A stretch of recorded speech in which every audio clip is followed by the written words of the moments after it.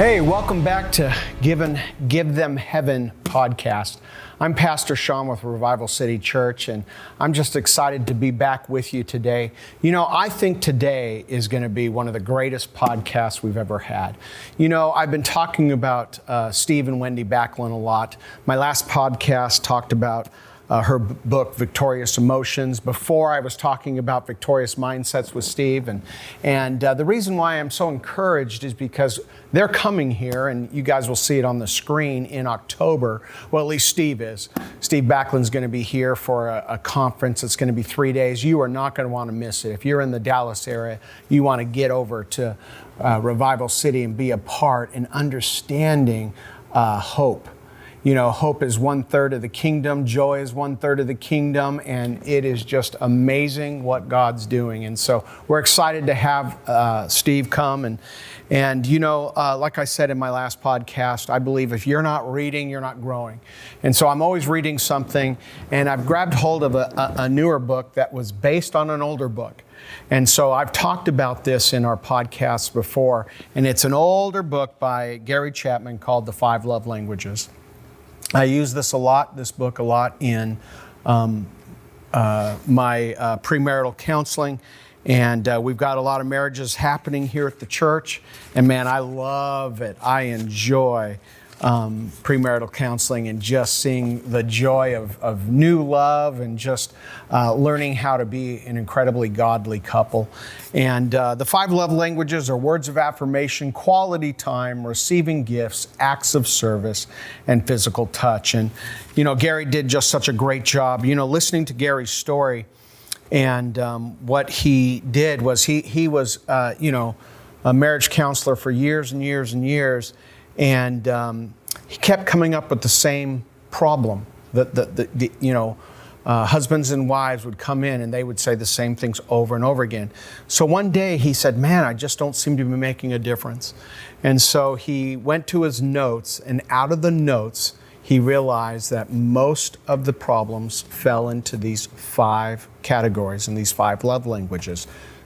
Since birthed the book, and it has helped hundreds of thousands of marriages and people save their marriages all across the world. And so, Gary, great job and a great book. So they've launched a new book, Gary Chapman and Leslie Parrott, and they have launched this one, and it's called The Love Languages That Matters the Most.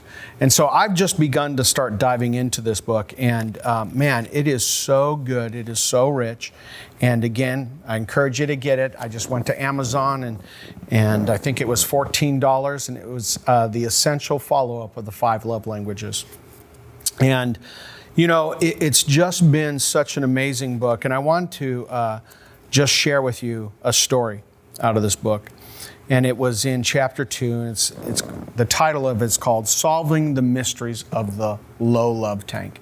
So the concept of this is that the 5 love languages, we all have a love tank. And that love tank can be filled by the 5 love languages. Once you understand what your partner's love language is, you can utilize and fill that by accessing that love language, and that fills their tank and they feel loved. So I want to read this story that starts in this. There's a Captain Martin Whitaker leans forward in his seat, studying the blinking light on his fuel gauge, and realizes that his Boeing 747 is flying at 35,000 feet from London to Spain. This is a true story, by the way. And so that's what I love about this. So realizing that he doesn't have enough fuel to make it, he can say, oh, you know, they checked the logs, they filled the plane before they left, check, check, check, but the indicator light is saying they're low on fuel. Could it be a faulty gauge? Sure, of course it can, but man, you don't do that when you have hundreds of lives sitting behind you drinking their coffee and their drinks. And so he reaches out to air traffic control and says, I want to make an emergency landing and switch the plane, and let's land in Lisbon. So he begins to, realizing he doesn't even have enough fuel to get to Lisbon. And so he is adjusting his his elevation. He's adjusting, slowing down and speeding up and catching air currents. And he's doing all this for about 25 minutes or 30 minutes as he's trying to get to it.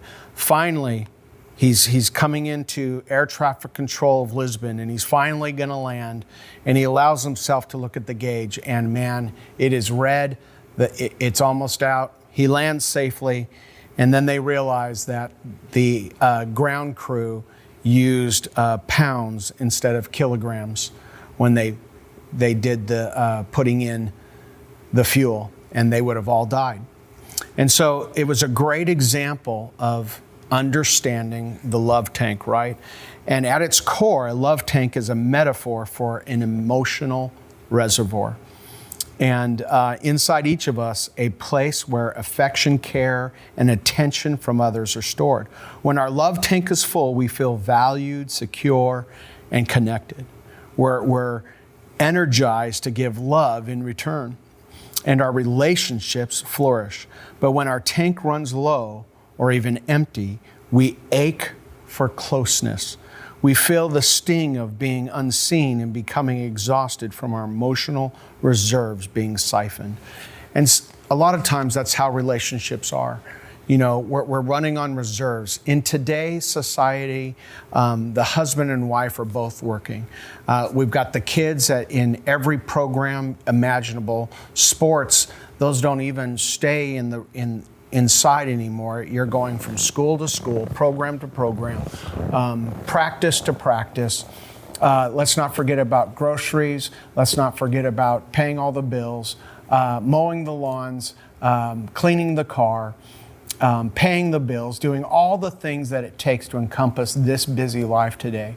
There isn't that old school where the wife is staying at home and taking care of the home. That doesn't exist anymore. It's dual income, dual purposed, dual sharing every step of the way. And you have to be organized, you need to be in step, and this tends to take a back seat. Our relationship, the reason why you fell in love in the first place, the reason why you decided to start a family, get married, and have kids falls on the backside. And the next thing you know, your kids are raised, and you wake up one day, the kids moved out, they've launched their own lives, and you're staring at each other because you're strangers. Because you focus so much into their lives, you forgot to fill your own tank, and you don't even know why. And so you're staring at a stranger and you're going, what in the heck?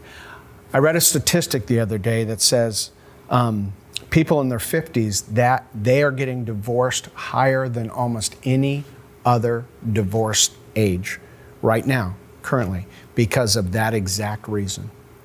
Man, that's a shame, especially in the church, especially when we have a connection to the true love, which is God, the Father.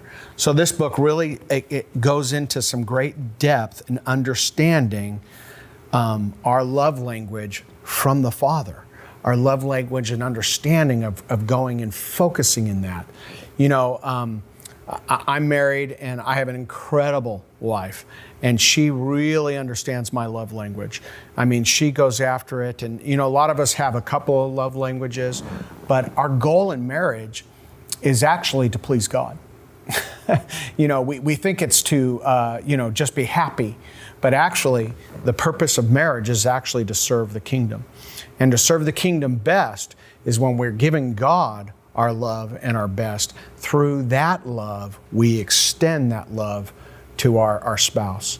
And it's so important. So again, Gary, Les, and Leslie's book, The Love Language That Matters Most, I want to encourage you guys to go after this. You know, the name of this podcast is Give Him Heaven. And I'd like to see, and I declare that I'm going to see marriages flourish in the next few years.